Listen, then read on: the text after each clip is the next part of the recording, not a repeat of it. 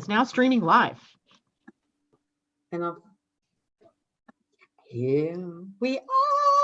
Welcome, everybody. I am so excited to be here with you today on Angel Heart Radio.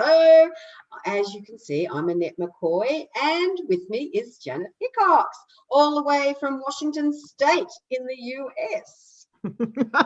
We're so far away, but so close. I could reach out and touch your face. I know, it's amazing. Might not really be your face, but it sure looks like it from my point of view. Very nice, very nice. Now, Janet, what a topic we've got today. Woo-hoo! We've got some big topics that we could cover today, for sure. Yes, yes. So where would you like to start? We have a new moon, and we have the planets and the stars all aligned, telling us that what we're going through at the moment is all as it's meant to be. It's all right and perfect. And in a scary way, I suppose, if you want to go that route, but if you can step back and, just be objective, put your Aquarian hat on, right? We talked about that last month, Saturn in Aquarius, and how that was going to change our perceptions. And if you could step back and be objective and look in and see what's happening, a very powerful leveling of the playfield is happening. And it's a shame that it takes a little teeny weeny virus that you can't even see without a microscope to do it to us. It would have been far better if we had chosen all on our own to level the playing field, but such is life, right? So this is a process of our coming into more and more humanity and more equality, and moving back to our more egalitarian roots, away from the big, complex, complicated lives that we had built. And in that process, there's going to be some pain, right? We're experiencing that from the economies, from our being separated from, family or friends or our usual activities.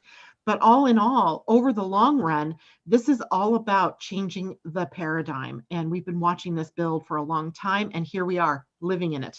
I mean, it's an amazing thought to be living alive at a time that literally the changes that are occurring here now haven't happened since the Dark Ages. And that's kind of scary because we know what the Dark Ages brought, the plague and, the fall of Rome and a whole bunch of scary things. We're not doomed to repeat those same things, but, being the nature of humanity and stubborn to a fault, it often takes something major to shake us up and wake us up. So we're living in that moment. And I have to admit, it's kind of exciting on one hand, even though, we're still, as a human, I'm still trying to merge through it all myself. So what I thought we'd do today is two things. One, it occurred to me just about 10 minutes ago, in all honesty, that today's the new moon. I talked all about it this morning to my followers and listeners in the morning, but maybe we could, do a few minutes about what's happening with the new moon this week, this month. And then I want to take us into a big change that's sort of the significator, if you will, of what happens the rest of 2020, or at least for the next quarter. So if we look at the next 3 to 6 months, which really virtually takes us to the end of 2020, if you think about it, then we get an idea of how the energy is shifting and morphing and what more might we expect. So let's start with the moon, right? Can I ask, all right, before we start with the moon, can I just say, you mentioned how, we're being asked to wake up at the moment. Do you think that, this is where I think, has that plan been there all along, or is part of it because we really haven't, as a human race, we haven't listened, and all of a sudden we've got this boom, boom, take heed, take note? Yeah, well, I think it is possibly a little bit of both. The idea that this was sort of preordained or sort of in the works, but that we didn't realize how much free will or choice we had in the creation of this, and how drastic it had to go in order to get our attention or not, right? That could have, when you read about pandemics, there was a Time article, and we're bringing up pandemic only because it's like the biggest news story that we're facing, right? It's the thing that's shaken us up. It could have been a war, it could have been famine, it could have been, any number of things, but it happens to be a virus. And there happens to have been a very powerful article just a few years back about the readiness of the world for such a for just such a pandemic, and how not ready we were.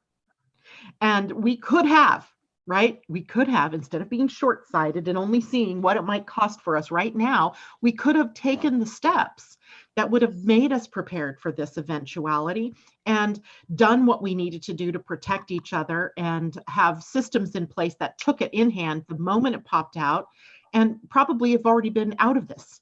But we did not do that. In fact, at least in this country, money was being taken away from the very institutions that could have brought that about for us. So in our own human short-sightedness, our own choices, we went down a path that was going to take us into a little bit more drama and trauma than one that might have, brought it into a shorter time. So now we live with those choices, right? And that's the whole thing about free will. That's the whole thing about the evolution of consciousness. I don't know, was it you? We were last month, we were talking about Saturn in Aquarius, but did we have the conversation about the Mayan civilization and what the end of the calendar brought to us? Did we have that conversation at all? If we did, I've forgotten. So will we quickly revisit? Let me just say this, that one of the endings brought to us from the Mayan calendar was an end to a directed destiny, in that up until that point, everything had been sort of pre-planned, that, all of the things as life unfolded, as our civilization grew, and all of the experiences we had were sort of in a plan, right? Like evolution had a plan. The evolution of consciousness had a plan. And at the point that calendar ended, that plan was to turn the decision-making properties over to humans, right? That we had learned through all of the different experiences that far, which was like about 16 billion years worth of evolution, not just humans, but, the whole of the development that brought us to where we are. And now we're just like babies again, right? Where it's like being 18 years old and you go off to college, right?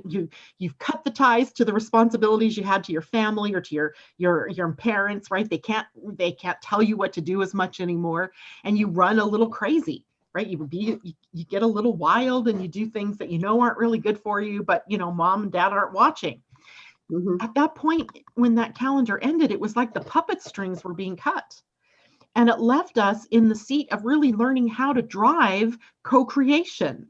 And, we learned about it and we practiced it, but we didn't really have it down, right? Because as soon as those strings got cut, there isn't any other driving force. Now it's up to us and the choices that we all make as individuals.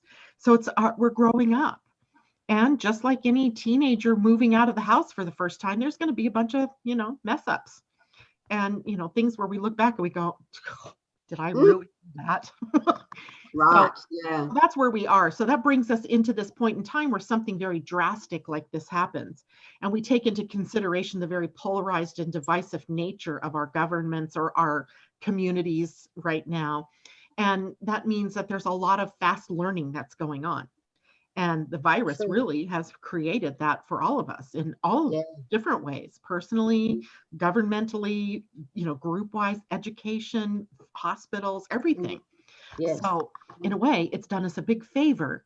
And I think it would be not very sporting of us as humans to not learn from the lessons here, because then we're doomed sort of to repeat.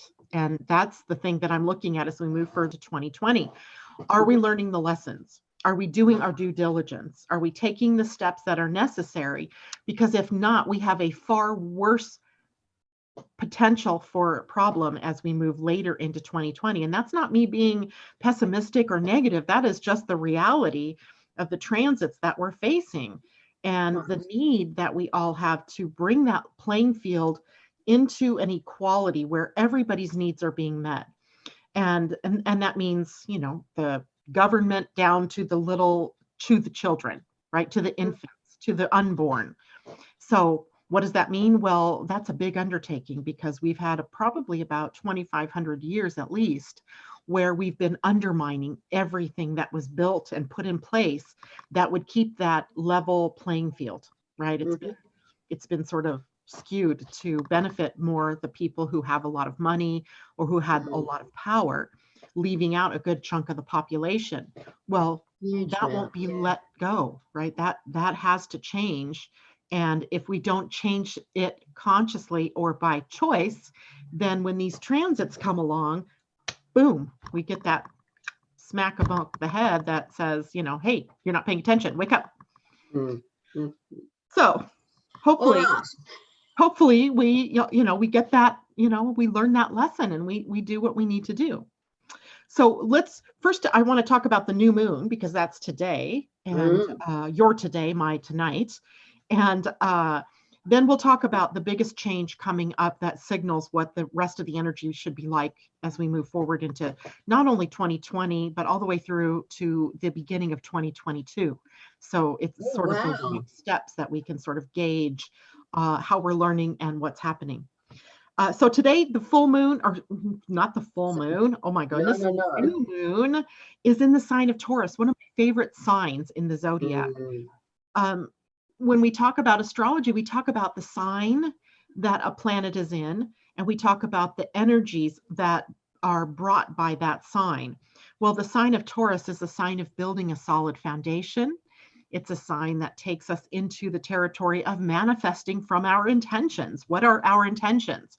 And what are we focused on, right? The things that we're focused on are the things that we see likely to manifest in our lives. And when we talk about a new moon, we're always talking about a time for us to set intentions, right? It's the most powerful creative time of the month. And when we are in alignment with that flow, then things seem to sort of just happen for us in a very positive and powerful way. Not that we don't have obstacles or stumble and fall, but it's like we're in the flow as opposed to going against the flow of the river. And Taurus rules things like our money, right? Our economies suck, right? I mean, I don't know that I have ever seen in my lifetime, and I've been here 58 years on this planet, a time when oil was in the negative dollar amounts per barrel. You? I mean, not that I watched those kind of numbers, but I think I would have heard about it if it happened before. And here the other day, oil was like negative $37. Crazy, right? So our money is very real in this particular time. And especially because we have the planet Uranus also in Taurus, bringing upsets and unexpected things, surprises, upsetting the apple cart, if you will. And so all of us, I think right down the line, there probably isn't anybody who hasn't had some kind of economic hit during these last couple of months that when we entered into 2020, I'm sure we were all like, yay, things are going to go good. And this is my financial plan. And now you've just flushed that down the toilet because it's gone, right? So now what are we going to do? That's interesting because everybody was so upbeat for 2020. It was really seen as an exciting time. Wow, a new decade, new year, and nobody foresaw this. Right. I mean, the stock market in this country was through the roof. The unemployment numbers were down to 5% or 3%, some really low number that meant, we were prospering. Real estate prices were at their high levels and people were buying. And then one little teeny weeny virus, right, brings it all down. Not to go through all that again, but Taurus then is the time of the year where we really take a look again at our finances. And this time it is with an eye to sustainability, right? Was that kind of growth that we were experiencing sustainable or not? Likely not, because it was so easily taken out from under us. Well, we thought we were going along very, very nicely. Yes, we did, We get ahead of ourselves. We got ahead of ourselves and we weren't thinking about the consequences of that kind of runaway prosperity. Not that I'm saying that prosperity shouldn't be sustainable, because there is a sustainable way to build prosperity. We just have to find it, right? We just have to work toward that rather than that greed consciousness. We have to go to an abundance consciousness, and that's a totally different animal. right? Abundance says it's there for all of us, that that we share and we receive and we give and we share and we receive and we, it goes round and round. On the other hand, greed would be sort of unsustainable, right? Because at some point, there's not going to be enough. And then the people that don't have enough are going to revolt. And that creates some more issues. Or something like a virus comes along and, tanks the economies. So our money is in our faces this month with this new moon. Have you built a solid foundation? Can it weather these kinds of storms? Because they happen all the time. On pretty regular basis, right? This is seeming a little bit stronger than usual, but maybe next time it's a wildfire that devastates a community and those people suffer. Or is it going to be an earthquake or a fire or a flood or a hurricane or what do you guys call them down there? Cyclones or? Well, we have the bushfires. We're only just getting out of those. See, but you mentioned the earthquake, that I'm aware, Janet, that the volcanoes around the world are becoming active. There's that. There's that. Yeah. We've had some places here in the country that have had earthquakes, like Idaho and Salt Lake City, and they sort of ring that Yellowstone super volcano. And I've been thinking about that. Not that I think that's going to be a part of our experience. I would hope not, because that's a planet killer kind of, explosion that we just don't need to add to this. But, certainly there are things shaking us up, causing us to reevaluate certain things. And in this case, in Taurus, that moon is having us look at our money and ownership and our material possessions. And let me tell you this, Taurus is a sign of simplicity, right? As long as they're comfortable, it is a sign that likes creature comforts. And it might just be their slippers and their pillow and their comfy bed. And the fact that they can go to the refrigerator and pull out, something for dinner that makes them comfortable. They don't need the big mansions. They don't need to have, I'm not saying there's anything wrong with having a big mansion, but it's rather simple what Taurus energy takes in as their, physical comfort. So a lot of that is under scrutiny as well during this period of time. All of our physical senses, right? Smell, taste, feel, or touch, right? And sight, and all of these physical things are part of the Taurus new moon as well. And that the sensuality of being in the physical body, to be able to reach out and touch one another, or, to smell candles burning or good food cooking and all of that, to taste, those wonderful flavors. That you mentioned reaching out and touching people, because of course that's a no-no at the moment. Isn't that interesting, right? So maybe the new moon corrects that for us, right? Where we can maybe start to move back in that direction. I think it would be more than just a new moon that would create that pathway for us, but certainly it might make it so that we're so much more aware of those kinds of simple pleasures. I find myself, interestingly, sitting here today, even thinking about, do I really want to go back to that kind of world that we left behind a month ago? Where it's that crazy hustle, bustle, traffic sounds, and, unclean air. No, I really don't.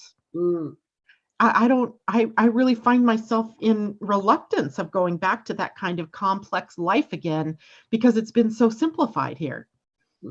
So that's an interesting thought, right? How many of us, are just chomping at the bit to get back to our lives. And what we will be doing essentially is recreating the same complex system that we have just emerged out of. So kind of a damned if you do, damned if you don't situation there, but one that we're thinking about right now with this new moon. How can we simplify? And isn't it wonderful to just have the simple pleasures of fresh water?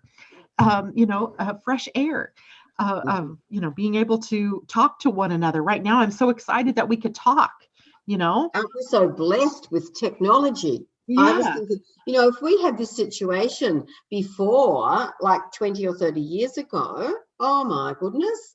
Because we are able to, I cannot physically see my family, however, I can FaceTime them. And so many of my friends are saying the same thing. Let's face it. So many people do FaceTime anyway, because their families aren't within Right, they're reaching living in distance. different countries or different time Exactly. zones and things Yeah. like that. So anyway, so many things right now taking us back to those basic pleasures, the things that make Right. us feel good, right? There is also the enjoying of life in general, gratitude and appreciation for everything. That's a Taurus trait and comes up with this new moon as well. So simplicity and contentment and all the things that just make me go, ah, right? Today it was raining and I had my coat. I'm like, thank God my coat Oh, has a hood. And, the simple, right? Simple pleasures. Now, Taurus is also a sign of the builder. So we have a lot of building energy here, rebuilding energy, even. So, where things have not been built on a solid foundation, we've seen them easily crumble. And that leaves a hole for us to be able to rebuild, to reestablish, to make a stronger foundation or build a society more securely than what we have in the past, and including everyone in that process, right? Not just those people who can't afford health insurance, but everybody. And being persistent and persevering, even in the face of the things that we are experiencing right now, right? That's part of the human experience, that perseverance, and working toward step-by-step progress. So if you have a plan of something that you want to build, what do? You follow a blueprint, or you have a guide, step-by-step instructions that tells you what to do when. And you can't build the roof before you have the walls, right? So it tells us that, in a way, everything has to be unveiled in a stepwise progression. And that's also a very Taurus trait. And interesting, because so many people here, at least in my state and other states in this country, probably is the same in your area, they're just straining against this limitation that we have, and they want to break free. They just want to go out. We watched our numbers of incidences of the virus here in our county almost go, it's a 50% jump since April 12th, which was Easter here. And all of these people were gathering irregardless of what, the laws or rules said to do. And now people are paying the price, right? We had 4 deaths. Now we have 9 in just this county. So it's interesting to watch that happen as well. So we have to be patient. We have to wait for the plan to be unveiled one step at a time, and steadfast in our commitment to one another and into whatever projects you might have that you're building. Self-worth is also thrown into the Taurus picture, which I always find this one fascinating, that the second house, Taurus, Venus, all come back to self-worth energy. And the question is, what do I need? What do I need? What do I need? If you got it down to the basic things, you need air, you need water, clean water, you need a bed to sleep in perhaps, or a roof over your head, and maybe family or friends that love you. Love, we could say, just distill it down to love. Do we really need the complexity of everything that we've had? It's just really kind of a fun thing to play with in your mind. And self-worth is also about setting boundaries, not letting people, into your space that want to take away from you. And being able to limit access to those who don't have your best interests in heart. Having strong values, and then being willing to live by those values, having that courage to live by them, not just pay them lip service, and self-acceptance and all these kinds of things. So it's a very fascinating moon. And it's also the sun and moon in a conjunction to the planet Uranus. So there's that bit there that's just a little bit unpredictable. We don't know quite, what does that bring, right? Does that bring a volcano, an earth sign, right? Maybe it's an earthquake. Does it bring something really positive and exciting, like gifts from God kind of thing? We don't know. So there's what is that called? That unexpected nature of the sign of this new moon that seems like we can sort of look forward to something. Right. And also, is it up to us to look forward with a positive attitude rather than looking forward with dread? Exactly. What do you want to create? That's, the sign of Taurus. I call them the master manifestors, Taurus, the sign, because when they put their mind to something, or when they put their heart to something, they don't let go. And it's that very nature of that stubbornness of the bull, right? Mm. To dig their feet in and say, no, this is how it shall be, that gets them what they want. So they earn that when they come down on that side of the Taurus energy. And for all of us, then it says you have that ability to stick with whatever it is you desire, but our minds get involved and start taking us off into these other areas, right? Where we start to doubt ourselves, or we doubt the veracity of what it is that we've been told, or of our own motivations, things like that. And our mind, our thoughts, and our words begin to go down the tubes where we really So need to to speak. stick with it. If this is what my intention is, and this is what I want to do, even in the face of it not looking like it's happening yet, I'm going to hold that line. Or am I going to succumb to that negative thinking, and thus I'm going to create that as opposed to what I really desired? So it's a cautionary tale even about making your intentions clear and sticking with that intention, even if, I mean, it's not to say that you don't mold and bend and yield to the changes that might be in your way of getting what you want, but don't give up on yourself just because you come into the first obstacle, right? That would be not the Taurian way. So it And takes see, some practice. patience is, you mentioned that, and that isn't necessarily a human trait. It's a Taurus We can trait, be, though. They can be right, very good. patient.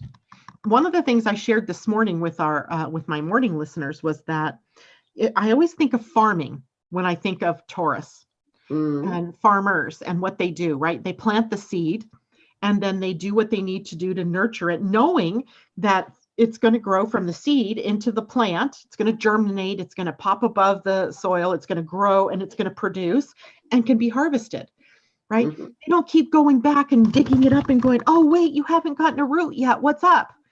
And we do that as human beings, right? We keep going back and go, but I don't see it happening yet. And we start to panic. We're farmers, they plant and they deal with whatever comes up, right? If the wind blows the seeds away or the soil away, they deal with that. If they, get not enough water, they deal with that. If they, but they never go back and go, this crop isn't going to grow, right? I planted the seed, but it's not going to grow, because that gives mixed messages to the universe, right? Do you want it to grow or not? Right, yeah. So we have to be careful at this time, because that's a possibility that we give up too soon. And, the Aesop's fable, the tortoise and the hare, right? Where the Yes. hare jumps out and then goes and takes a rest while the tortoise just keeps plodding along, and he gets to the finish line. And the hare does eventually too, but he doesn't win the race. Slow and steady wins the race. That is a Taurus motto. And that's kind of the energy that we'll look at for this particular new moon. And I find it to be really kind of an exciting moon, considering the way things have been rolling along. That's right. Something to Yes. hope for, right? Something to manifest in the future. And something a reason to simplify and to not to go back out and complicate our lives as we are released from this virus's hold over the next couple of weeks or months, however long that takes. Right. And that's something we don't know, do we? It's very much the unknown. There's a lot of this that's totally out of our hands. And, there's the next part of the conversation I want to have today is about a change that's coming with the north node and the south node of the moon, and how that affects our collective destiny and our collective karma. And we've been living out the Cancer and Capricorn karma for the karma and destiny for the last 18 months. And we're about to shift out of that on May 5th. Those nodes will move into Gemini, the north node in Gemini, the south node will be Sagittarius, and they'll be there for the next 18 months. So we have a very kind of long period of time where the lessons are changing a bit, where Cancer and Capricorn energies have been teaching us about the values of home and family and a solid foundation, versus, to the nuclear, the smaller, to the corporations and governments and the overblown nature of some of those institutions that we've gotten into, and the rather unsustainable nature of those things. That's the karma, and the power would be in the nurturing of more family-like values, and that's been a huge experience, I think, for everyone over Right. the last 18 months. So I thought, let's first talk a little bit about what the nodes are and why should we care, right? Why should we care? Well, first of all, the nodes, when we're talking, every planet, by the way, has a node, has a south node and a north node. We're much more familiar with the moon's nodes because the moon is right in our faces, or not, depending on if it's new or full. And literally, it is a mathematical calculation. It's not that it's a point that you can see, oh, there's the north node. No, it's a mathematical calculation that shows the intersection of the moon's orbit and the Earth's orbit. And there's one that happens north of the equator, if you will, in the northern hemisphere. And it has nothing to do with where you live. It just happens to be that there's a north one and there's a south one, and that would be when it crosses the lower part of the ecliptic plane. And it's that orbit of the moon and the Earth that create this relationship. The eclipses occur because of this relationship between the Earth and the moon and the sun in those as well, and where they cross one another in relation to the Earth. And you could think of the north part, the north node, as the direction or the trajectory through which we're moving. So Right. the north node holds the key to your destiny in your astrology chart. And collectively, our destiny right now is caught up in the north node. And the south node represents the past. It represents the way things used to be, but can no longer function because we need to move in a new direction. So you could think of the south node as the receptacle holding all of the experiences we've had, the gifts, the talents, the joys, the sorrows, the everything, right, that we've had. And instead of doing the Make America Great Again or going backwards in time and trying to recreate something, the south node will not work that way. The south node wants to work that way, but we have to move it. We have to take all that we've learned and move it into the new, right? Move it into the new direction. That's the direction of destiny. And I'm not saying that it's, that they're wrong about holding on to parts of the past, but what I am saying is that you have to use them in new and ingenious ways. You have to be innovative, right? It's just not going to work doing things the same way. It's like bumping your head up against the wall and expecting that wall to somehow disappear. And the things will be different. We cannot do that with the nodes. It shows us the direction we have to move in, and we are holding the gifts and the talents and the skills and the experiences to be able to do that. We just can't do it in the old way. And I'm going to give you this great example, and this just occurred to me before the show this afternoon.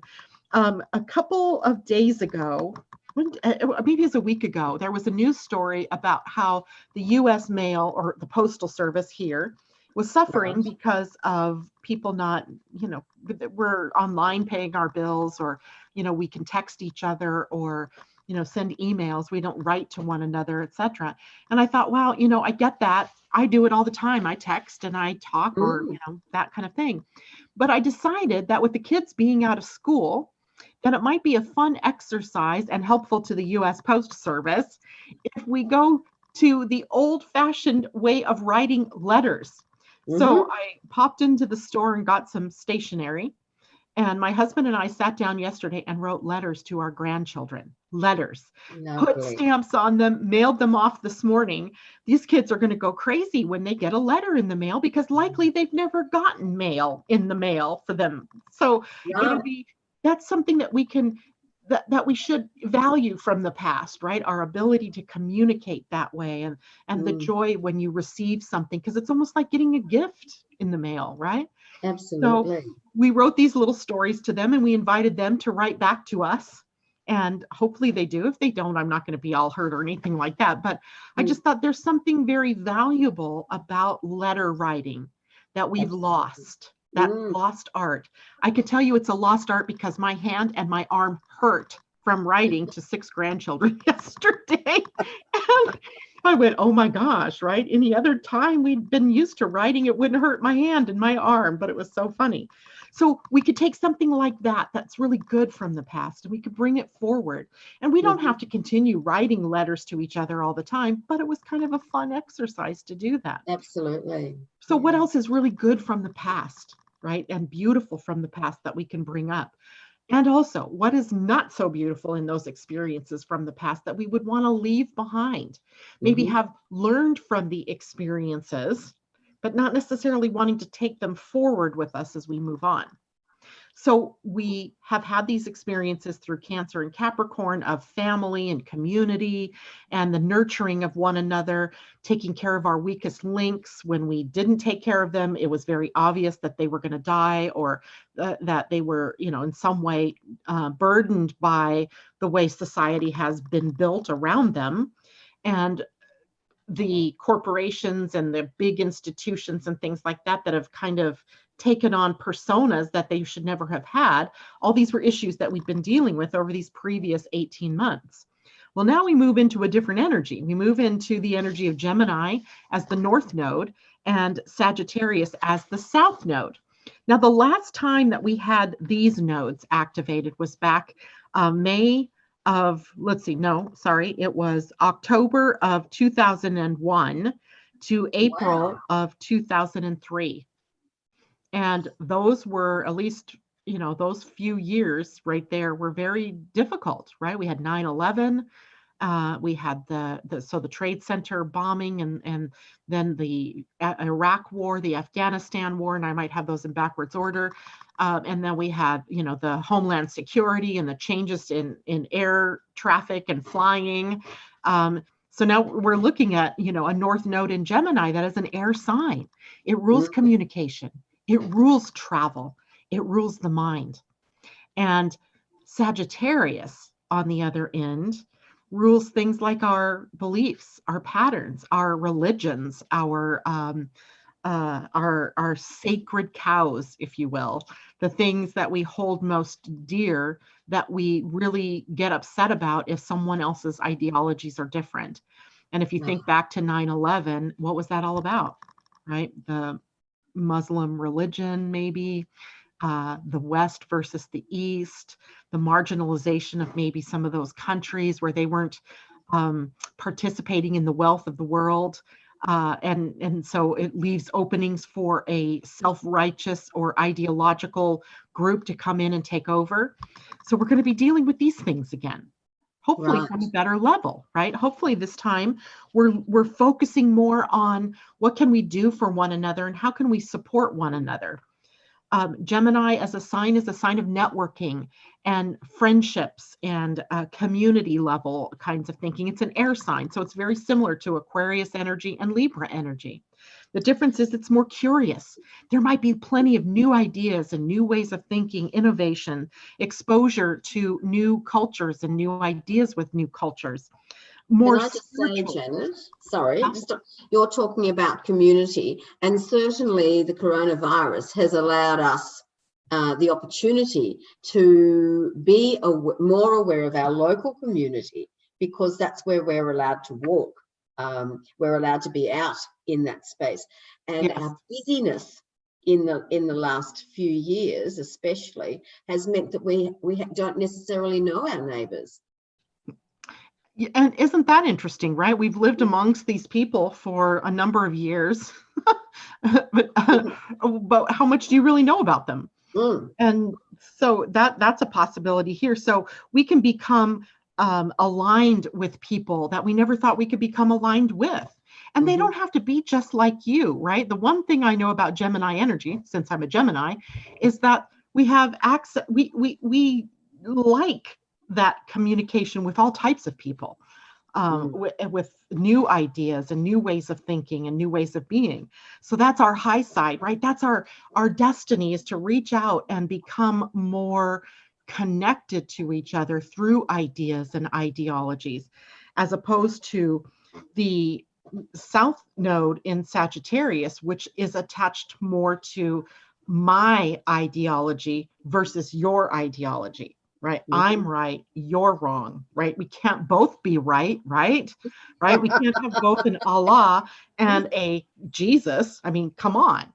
So it's going to be an interesting time as we start to make this change, because our ideologies are things that we've held on to for that we are self-righteous over, are Mm. going to be those things that, like I said before the show, I think we were talking about leveling the playing field and Yes. becoming more equality minded, and where we're valuing all opinions and all ideas and not censoring one over the other or favoring one over another, because it's all just there. They're all just ideas and things that make us different.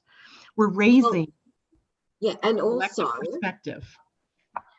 yes, the fact that you can be right in your mind and I can be right, and that's okay. I'm right for Yeah, me, so to speak. What suits me doesn't necessarily suit you or other people, but to accept us all as individuals, knowing that I have to live uh, the way that suits me, concerning still being aware of other people.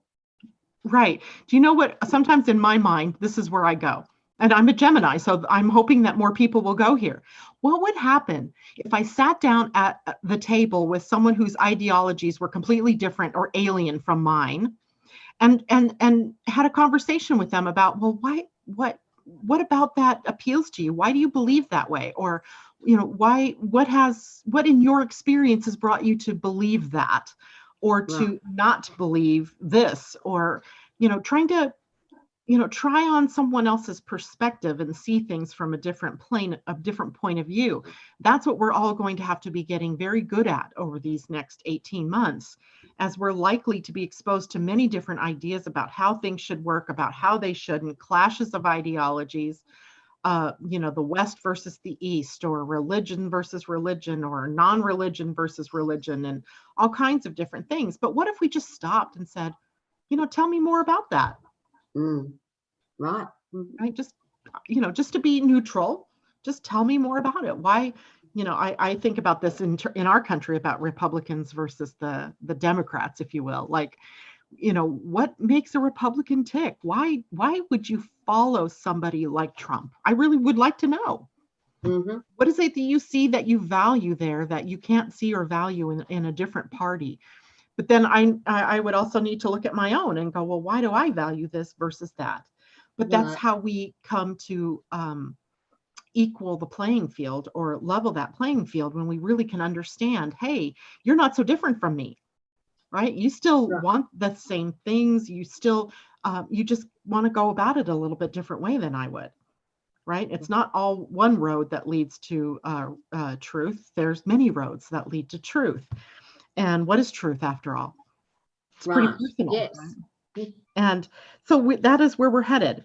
And excuse me, I think the one thing that we really need to look at are the planets engaged in the dialogue here. And for the North Node, it will be the planet Mercury, because Mercury is the planet that rules Gemini. And Right. we have 2 retrogrades to get through here in the short term. Whoa. And one will be in June, July, and the other one will be in October, November, both in water signs. The one this summer, or in June, July, will be in Cancer, and then the other one will be in Scorpio.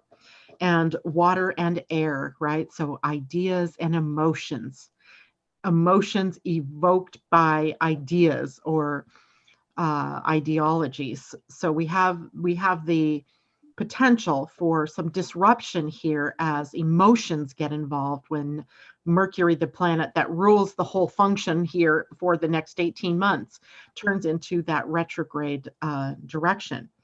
And yet it gives us an opportunity to go inward and to really reevaluate where we are in all of this, right? What part are we playing in holding on to old ideas and not allowing, a movement forward? There's something interesting too, I think, that happens with Mercury and Gemini, and it has to do with settling for a truth, even if it isn't one that you really believe in. And it's like living someone else's truth. right? And Right. living vicariously through other people rather than living through your own ideas and being your true self. So maybe in the spiritual growth here would be all about how we can become more attuned to living what is really true for ourselves. And when you're free to do that, then it allows the freedom for other people to live that truth as well. Do So I you think think that could be a real positive thing. absolutely Yeah. this time that where we've been in self-isolation has given us time to look at ourselves and I don't know, in lots of webinars that are out there at the moment, we're being encouraged to look at ourselves and what is it that do we want? How do we feel about certain things? Yes, what makes us tick? Yeah. Yeah. And, Gemini and Mercury are mind signs. So it's really going to be what's going on up here. Where have the Mhm. thought processes gone awry? And how do I get back on a level that we're aligning our hearts and our minds, right? Right. It's Where so they're not like important. this, Mm-hmm. or one going one direction, one going the other direction, you know? So how can we align ourselves to be the embodied divine human? Mm. And that's, maybe further than people want to think about right now, but there's a lot of people out there already talking like that, right? How do I be the divine me? How do I live Right. in that Mm. divine place? So we're going to get an opportunity to practice that. And it could be some, difficult things that come up during this time that cause us to reevaluate that, just like the axis of Cancer and Capricorn has really had us evaluating our institutions and the sustainability of our networks and the sustainability of the things that we've been doing, Mm. and the relative unsustainable nature of what it is we've created. And how do we get back to basics? Well, now it might have to be new ideas, new innovations, and a change in how we approach that kind of thinking. And are we willing to make some changes, right? Are we willing to let go of the fanaticism, of the craziness that has been, part of our experience, and move into something new? And Mm. Jupiter is the ruling planet for Sagittarius. So now Jupiter will be sort of the counselor, helping the South Node to learn what to let go of, what to keep, what not to keep as it moves forward. The counsel might be on how to solve old problems with new directions, with new ideas. Mm-hmm. And unfortunately, those new approaches sometimes are greeted with skepticism, distrust, and if that happens, then are we doomed again to repeat the mistakes that we've, done in the past? Or can we be a little more open-minded? I'm hoping for open-mindedness Yes. because we also have Saturn in Aquarius, even if it is only until July 2nd, to give us a kickstart in that new direction, to give us Mhm. an idea. Yeah, let's turn things upside down and look at them from a different perspective. And then we've got those intervening months when Saturn moves back to Capricorn that might be a little tricky again. But then as we get into December and Saturn finally makes that move into Aquarius with Jupiter at that point in time, that maybe things will look a lot different than what Mhm. they did before. And we don't have to experience another 9/11 or another series of wars in order to move through and to grow and to expand. That's the old, right? That's so last century. Let's move into this Right. century, for goodness sake, and stop that idea that we have to fight everything or fight for everything. Mm-hmm. What do you think the corona situation is teaching us? That we didn't listen when we had the opportunity, Absolutely. right? That we Yeah. stay in this stubborn, unyielding position, that greed has been the model we've lived by. And it's kind of funny to say greed in the same sentence with a virus, but what has that virus taught us? That it doesn't matter if you're rich or not, that virus will Mhm. get you equally. But we did see that if you had money, or you had access to better health care, or you lived in a better neighborhood, you got treated faster, or you had better access to health care than those people who didn't. So Mhm. you see, the people that lived in the inner city of Detroit and was it Milwaukee, I think, where, the healthcare system was just smashed to bits because they didn't have the money or the resources to help the weak. And maybe it was even Chicago, where there was this sort of manifesto that had been written about how to triage patients. And if they came in and they looked like they were beyond saving, then you didn't do anything for them. And that's sort of battlefield triage that we were having to make these kinds of hard choices in some of these inner cities because they simply didn't have the resources. But if you were in the upper end of Chicago or the New York suburbs versus the New York downtown, or areas that you had better access to care. Right. But the virus itself was equally destructive.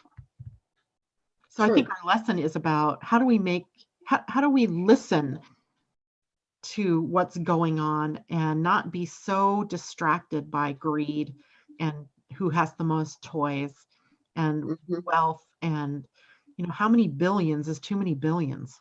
I mean, how many millions even do you really need to have in the face of a child that goes to bed every night without food? I mean, that's a pretty daunting question. And what do we do about that? I mean, am I saying that the millionaires shouldn't have their money, or, that they haven't worked hard to get it?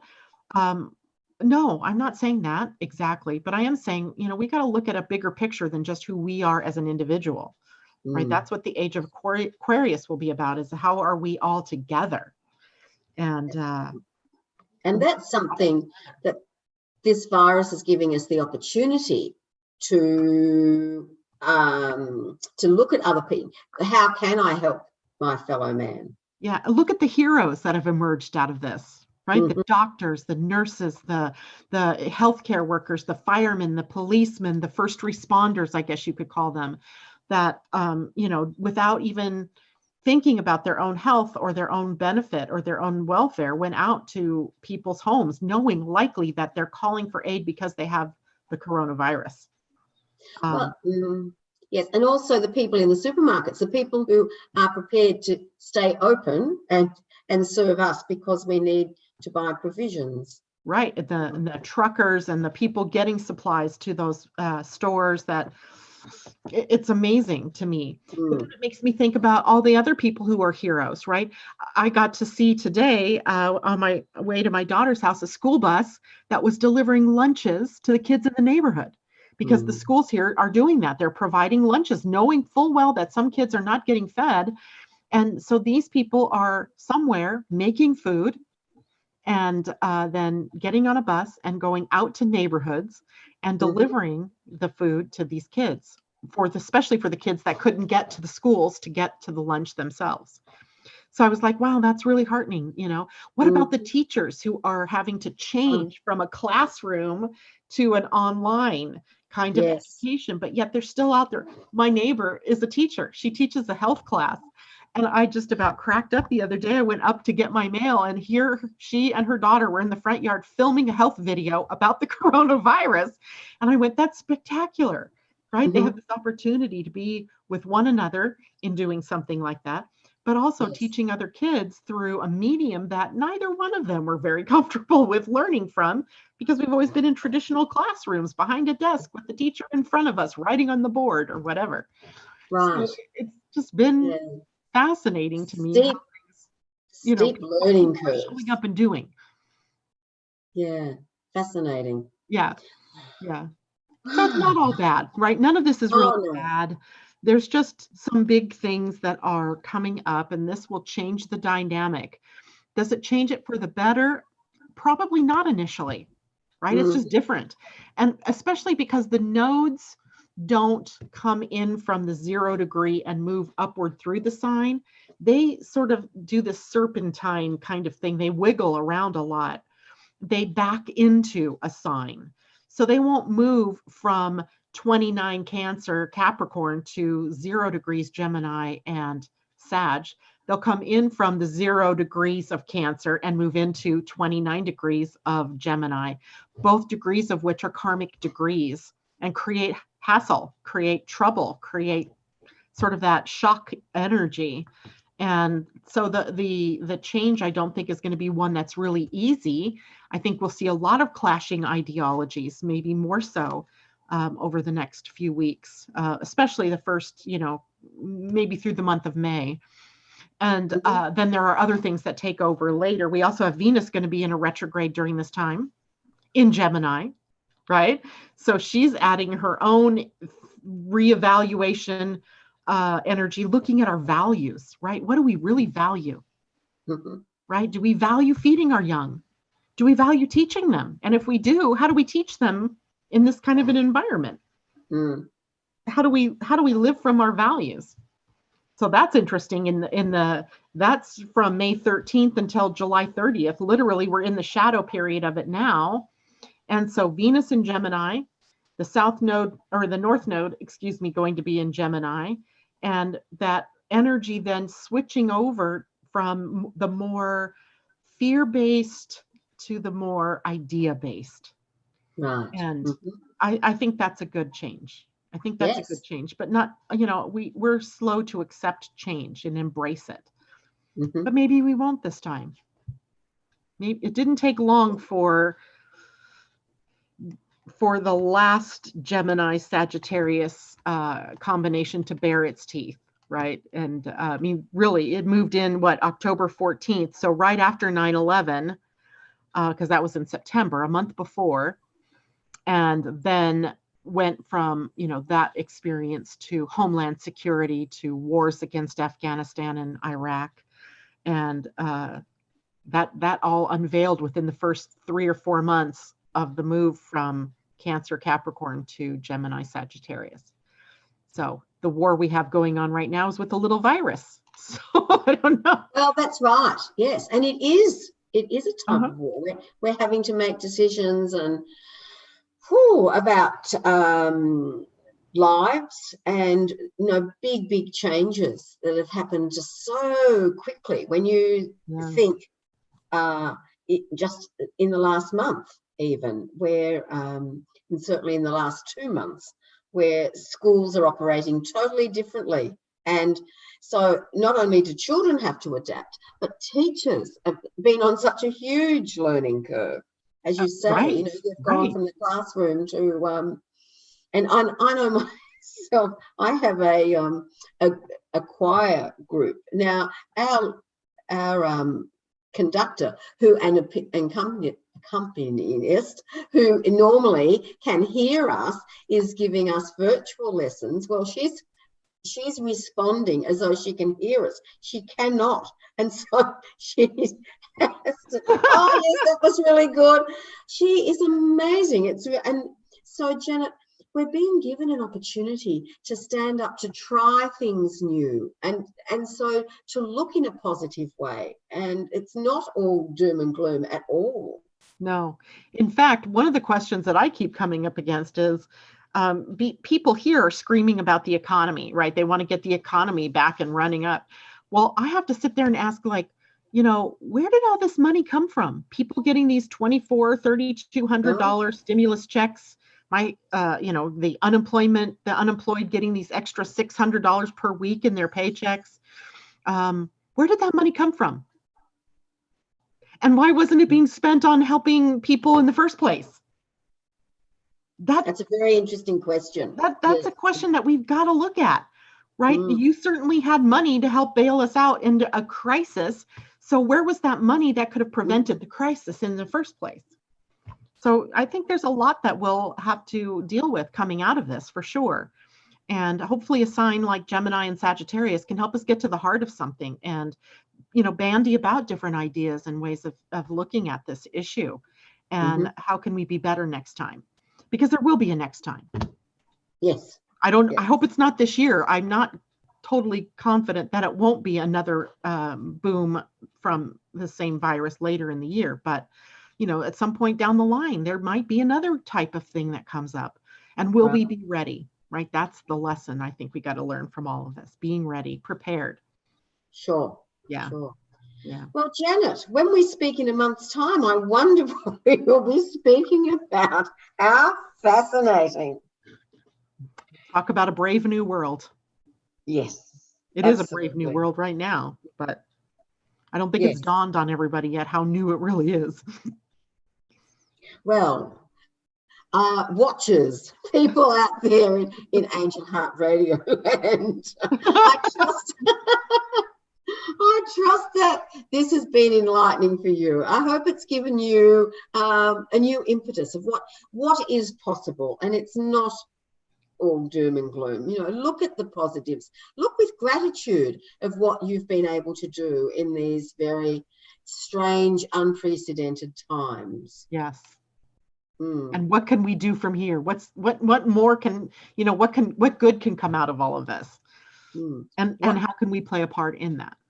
Yes, what else is possible? Yeah. And certainly in our own lives. Thank you, Janet.